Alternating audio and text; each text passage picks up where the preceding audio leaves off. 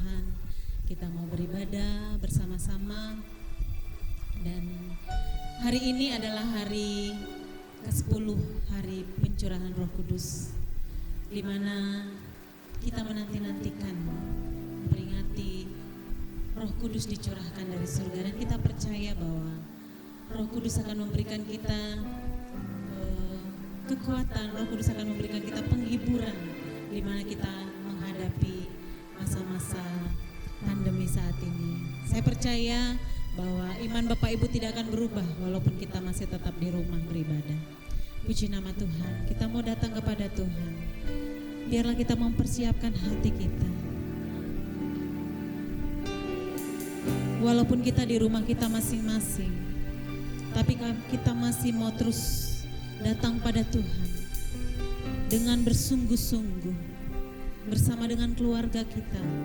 Kita mau menikmati hadirat-Nya. Haleluya Tuhan. Terima kasih Tuhan. Saya mau mengajak Bapak Ibu untuk merenungkan kebaikan Tuhan. Bagaimana Tuhan memelihara kehidupan kita, memberikan kita kesehatan. Haleluya, haleluya. Syukur bagimu Tuhan. Terima kasih Yesus. Haleluya. Syukur bagimu. Buka hati saudara di hadapan Tuhan. Bukalah hatimu di hadapan Tuhan. Haleluya. Syukur bagimu Tuhan. Syukur bagimu ya Tuhan. Buat kebaikan-Mu yang tiada pernah berakhir dalam hidup kami. Layaklah semua umat-Mu memuji dan menyembah-Mu Tuhan. Haleluya. Syukur bagimu Tuhan. Haleluya. Haleluya.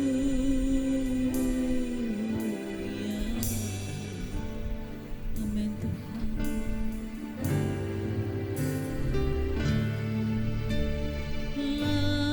Layaklah segala bangsa sujud tanya daku. Amin Tuhan.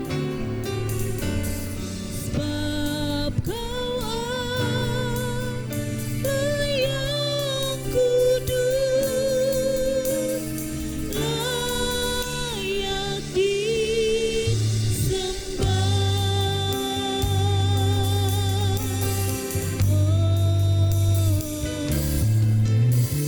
Besar dan ajaiblah karya-Mu. Amin Tuhan. Adil dan benarlah jalan-Mu. Raja segala bangsa yang maha kuasa, mulia nama-Mu. Layaklah segala bangsa sujud kepadamu.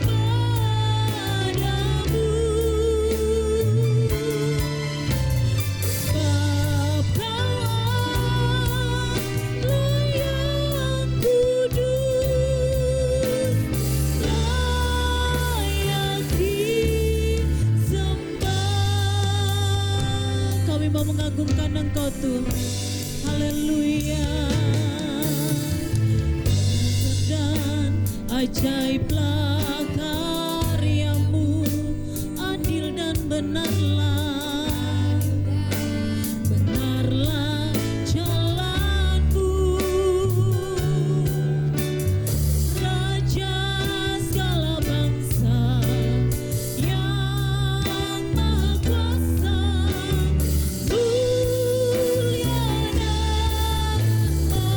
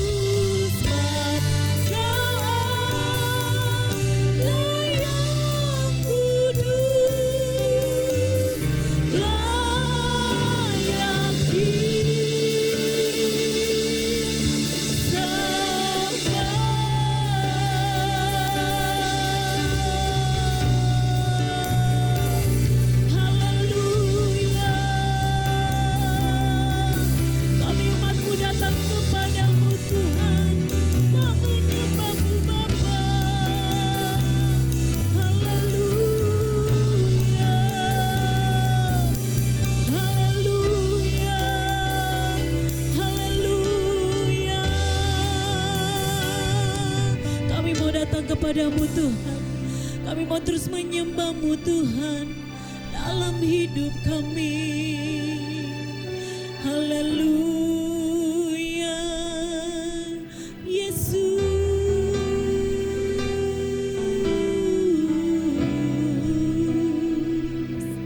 Haleluya. Terima kasih Tuhan, terima kasih. Kau mencurahkan roh-Mu bagi kami, umat-Mu yang menanti-nantikan-Mu Tuhan, yang terus berharap padamu Bapa. Haleluya, ku mau sembah-Mu Tuhan. Haleluya, beri syukur Tuhan. Haleluya, terima kasih Bapa. Lawatlah umat-Mu Tuhan, Kau melihat semua umat-Mu. Terima kasih Tuhan, terima kasih. Sebab Engkau Allah kami yang layak.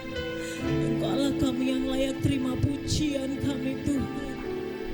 Tiada Allah yang seperti Engkau Tuhan. Tiada Tuhan yang besar seperti Engkau.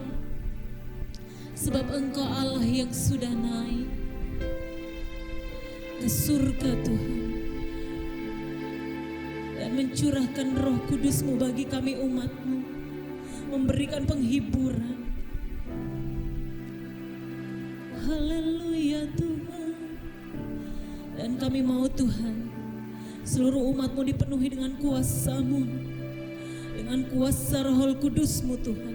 Pengurapan yang daripada Engkau Tuhan terjadi atas seluruh umat-Mu Tuhan, atas seluruh sidang jemaat-Mu Tuhan, di dalam nama Yesus. Terima kasih Bapa, terima kasih. Kami mau mengucap syukur Tuhan, sebab kami rindu kuasa-Mu dinyatakan atas rumah tangga demi rumah tangga Tuhan. Kau yang mengangkat kami Tuhan, Kau yang memulihkan hidup kami Tuhan. Kau yang memberikan penghiburan kepada umat-Mu. Segala ketakutan, segala kekhawatiran, segala kecemasan, kami percaya kami sudah taruhkan di bawah kaki Tuhan. Dan kami mau mengatakan, kami adalah umat yang menang di hadapan Tuhan. Kami tidak sama dengan dunia Tuhan. Kami tidak sama dengan orang-orang yang di luar sana Tuhan. Karena kami punya pengharapan di dalam Engkau Tuhan. Terima kasih Tuhan, terima kasih. Hanya di dalam nama Yesus kami sudah berdoa dan mengucap syukur. Haleluya. Amin. Puji nama Tuhan. Bapak Ibu, kita mau terus memuji Tuhan. Amin. Karena hari ini adalah hari pencurahan Roh Kudusnya, hari Pentakosta. Maka kita mau memuji Tuhan. Kita mau terus bersorak-sorai buat Tuhan. Haleluya. Roh Kudus tercurah di tempat ini. Kita mau menyanyi bersama-sama. Haleluya. Semangat buat Tuhan. Tetap bersuka cita buat Tuhan. Amin. Haleluya. Roh Kudus tercurah di tempat ini.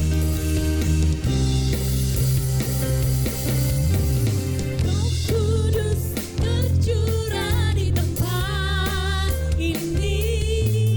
Urapannya yang ajaib memulihkan umatnya. Roh Kudus tercurah bagi gerejanya, membangkitkan umat pilihannya.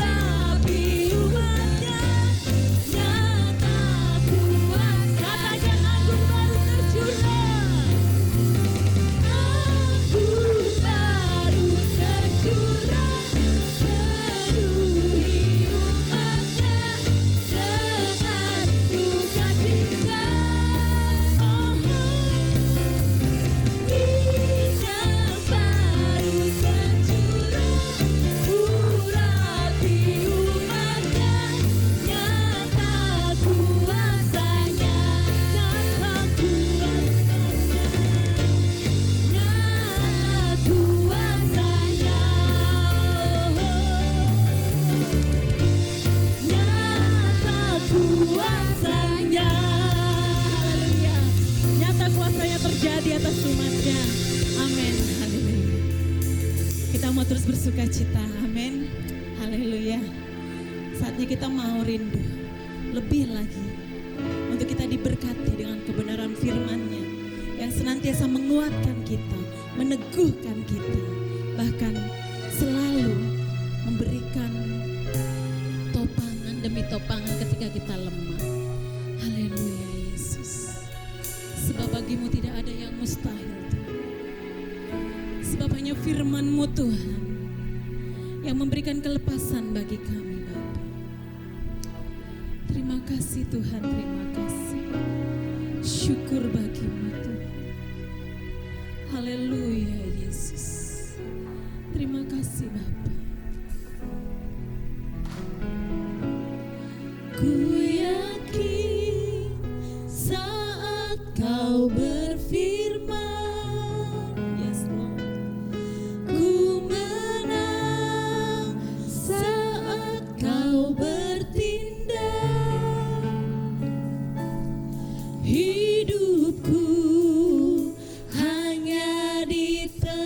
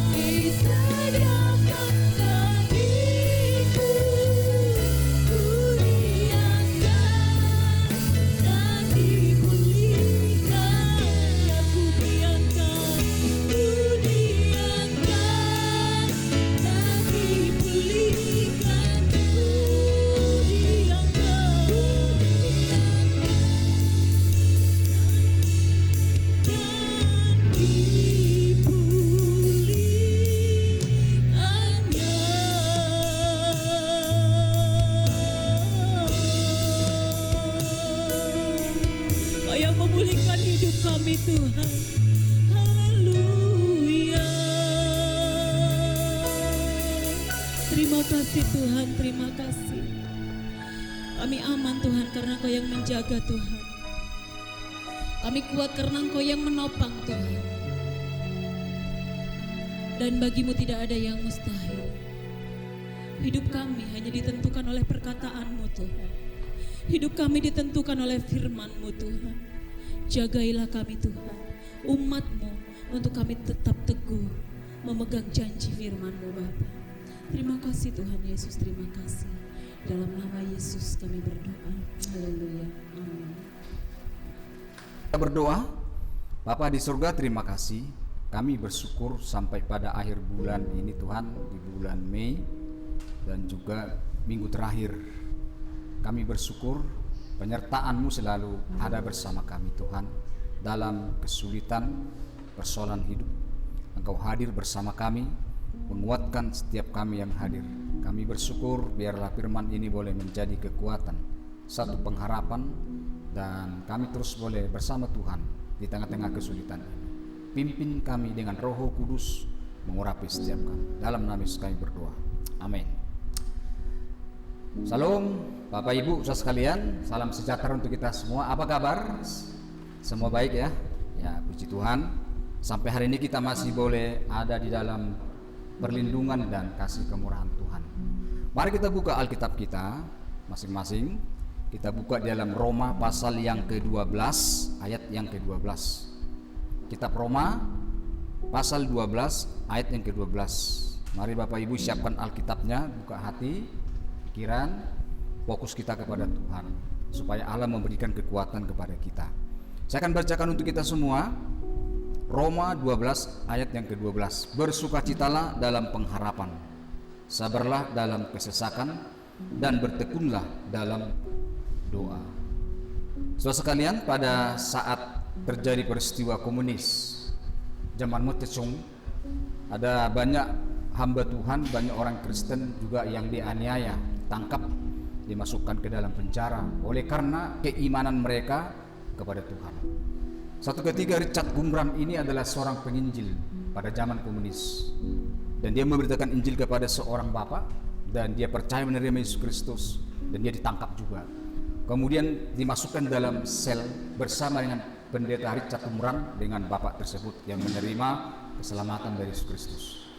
Kemudian pendeta ini bertanya kepada bapak ini, apakah kamu menyesal ketika kamu menerima Yesus Kristus, dan kamu marah terhadap aku ketika aku beritakan Injil kepadamu dan kamu ditangkap oleh komunis, dimasukkan di penjara? Bapak itu menjawab begini, tidak ada kata-kata yang bisa saya ucapkan karena saya bersyukur kepada Tuhan. Padahal bapak itu meninggalkan 6 anak dan seorang istri yang harus menafkahi keluarganya. Tapi dia berkata begini, tidak ada kata-kata yang bisa saya ucapkan karena saya sungguh berbahagia engkau memberitakan Injil kepadaku. Nah, saudara sekalian, ada kaitannya dengan kitab Roma ini. Dikatakan bersukacitalah dalam pengharapan, sabarlah dalam kesesakan, dan bertekunlah dalam doa. Ini disampaikan oleh Rasul Paulus kepada orang di Roma, bukan kepada orang yang tidak mengenal Tuhan, bukan kepada orang yang tidak percaya kepada Tuhan. Justru ini dikatakan kepada orang-orang Kristen pada zaman pemerintahan Romawi. Maka mereka diatur oleh kekaisaran dan mereka ditekan, mereka juga karena dimasukkan ke dalam penjara, dan tidak sedikit mereka diadu dengan binatang untuk mengingkari iman mereka. Banyak tantangan kesulitan yang mereka hadapi.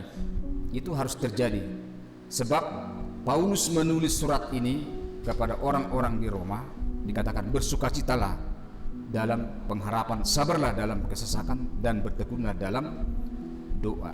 Ada banyak dalam Alkitab yang kita lihat kisah-kisah yang begitu menarik.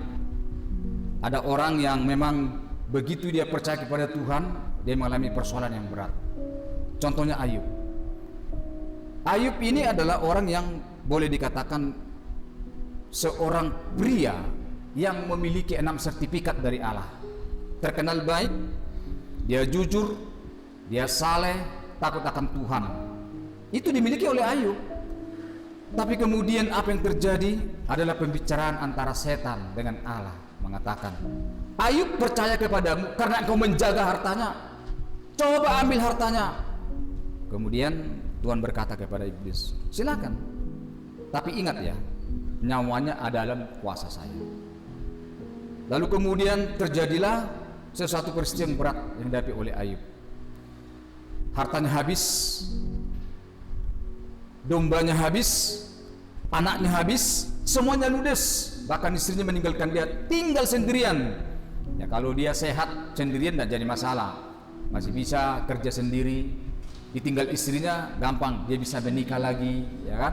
Masalah anak bisa, dia akan pasti dapat anak kalau dia menikah. Tapi ini Ayub sudah kere, penyakitan, borokan lagi dari ujung kaki sampai ujung rambut, borokan semua. Siapa yang mau dengan Ayub? Tapi kemudian muncullah perkataan istrinya, kutukilah Allahmu, masihkah kau bersabar kepada Tuhan menerima dia? Kamu sudah kere. Tapi Ayub mengatakan suatu perkataan, Tuhan yang memberi, Tuhan yang mengambil, terpujilah nama Tuhan. Ini luar biasa bagaimana seorang Ayub yang dulu belum ada Alkitab, belum ada pengkhotbah, tapi dia bisa mengambil keputusan. Tuhan yang memberi, Tuhan yang mengambil. Maka Paulus mengatakan bersukacita dalam pengharapan, sabar dalam kesesakan, dan bertekunlah di dalam doa. Istrinya lari meninggalkan dia, tapi Ayub tetap, dia kuat, dia tabah, dia terus berdoa kepada Tuhan. Banyak orang juga meninggalkan Tuhan. Kenapa? Karena dia nggak siap hidup susah. Padahal Yesus sendiri mengatakan, setiap orang yang percaya kepada dia memikul salib, menyangkal diri setiap hari. Itu sebenarnya Yesus sebagai Allah yang turun dari surga datang ke dunia. Harusnya dia bisa menyingkirkan semua persoalan, tapi itulah kehendak Allah, dia harus menderita, ditolak sama seperti Bapak Ibu dan saya. Kemudian juga Petrus mengatakan, janganlah heran akan api siksaan ini. Dia memberikan kekuatan. Petrus mengatakan dalam 1 Petrus 4 ayat 12, janganlah kamu heran akan api siksaan ini. Api memurnikan sesuatu. Mas itu murni oleh karena ada api yang membakar. Api itu bisa menyingkirkan semua noda-noda yang menempel pada mas itu, sampai akhirnya mas itu murni, maka dia bisa layak dipakai. Maka tidak heran kalau Hotman Paris punya 30 miliar dengan tangannya yang bergoyang-goyang, ya. Setiap orang melihat dia silau, sebab itu hasil daripada pembentukan daripada api itu. Nah, saudara sekalian, juga dalam 2 Timotius 3:12 mengatakan, hidup itu beribadah mesti mengalami sebuah penganiayaan. Ini realita. Setiap firman Tuhan yang kita renungkan, kita baca, sepertinya kita berpikir, Tuhan, kenapa saya menderita? Harusnya kan saya anak Tuhan, anak raja, gak pantas menderita. Tapi tidak demikian. Tapi Tuhan ingin supaya kita bersukacita dalam pengharapan, sabar dalam kesesakan, dan bertekunlah di dalam doa. Ini modal kita sebagai orang percaya menghadapi kesulitan zaman sekarang. Saudara, udah berapa lama kita ini terisolasi? Udah berapa bulan kita itu nggak bisa kemana-mana? Di sini dikatakan bersukacita dalam pengharapan. Orang yang bersukacita pasti memiliki sebuah pengharapan. Paulus mengatakan pengharapan kami adalah yang dari surga, bukan apa yang dilihat oleh mata, tapi apa yang tidak kami lihat, itulah pengharapan. Kita tidak bisa melihat surga, tapi kita punya pengharapan di dalamnya. Dalam kesesakan apapun, dikatakan kita boleh mampu mengalami kesesakan. Yang penting kita bertekun di dalam doa, karena doa mempermudah kita untuk menghadapi setiap persoalan dalam hidup ini. Doa ini yang penting, komunikasi, ya. Tapi kadang-kala kita berdua juga malas sekali, ya. Nah, saya mau bertanya kepada Bapak Ibu, apa yang Bapak Ibu alami setelah terjadi COVID-19 ini di rumah bersama anak dan istri selama lebih daripada 2 bulan, hampir 3 bulan, ya. Makna apa yang Bapak dapat dari peristiwa ini? Banyak hal sebenarnya yang saya dapatkan dari peristiwa. Yang pertama, begitu saya menyaksikan banyak orang yang korban mati, yang kaya juga mati, yang miskin juga mati. Itu berarti apa? Semua dalam otoritas Tuhan. Tidak ada yang kekal di dunia ini, nggak bisa dibanggakan apapun. Dokter yang setiap hari memberikan nasihat kepada pasien, kamu minum obat ini, harus ini, olahraga, dia pun tetap juga mati. Bahkan pemimpin negara di dunia pun ada yang meninggal juga, memiliki kuasa. Itu berarti perlu bersukacita punya pengharapan, dan juga bertekun dalam doa. Karena semua ini adalah proses persoalan hidup, kesesakan, itu cara Tuhan untuk membawa kita mengenal Allah. Maka dikatakan Roma 8 dalam ayat 28 mengatakan Allah turut bekerja dalam segala hal, termasuk dalam penyakit kita, termasuk dalam corona, termasuk dalam persoalan hidup, termasuk dalam apapun yang terjadi, persoalan anak, rumah tangga, kesehatan, Allah turut bekerja di situ. Maka dengan ini benar dikatakan oleh Paulus, bersukacitalah dalam pengharapan, sabarlah dengan kesesakan, dan bertekunlah dalam doa. Ada satu jaminan yang Tuhan berikan kepada kita. Ada satu pengharapan yang besar.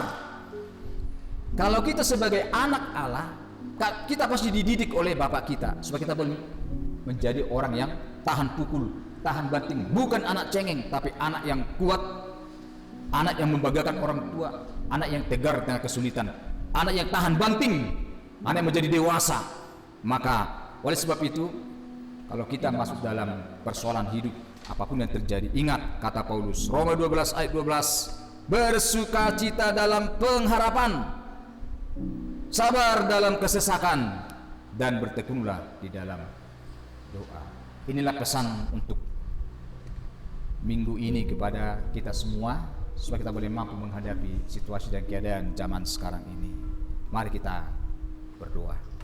Tuhan, terima kasih, kami bersyukur telah mendengarkan firman mengenai bagaimana supaya kami bersukacita dalam pengharapan, sabar dalam kesesakan, dan bertekunlah dalam doa. Tidak mudah kami untuk bersabar dalam kesesakan, bersabar dalam persoalan. Tidak mudah bagi kami Tuhan untuk bersukacita di tengah-tengah kesulitan, ketika kami dirugikan orang, ketika kami dilukai orang. Tidak mudah Tuhan, tapi itulah tuntunan firman Tuhan, itulah perintah darimu. Oleh sebab itu pimpinlah kami Tuhan, supaya tetap setia kepada Tuhan, menjadi orang yang sungguh-sungguh kuat di dalam penderitaan, sabar dalam kesesakan, bertekun di dalam Tuhan. Terima kasih Tuhan, dalam nama Yesus kami berdoa.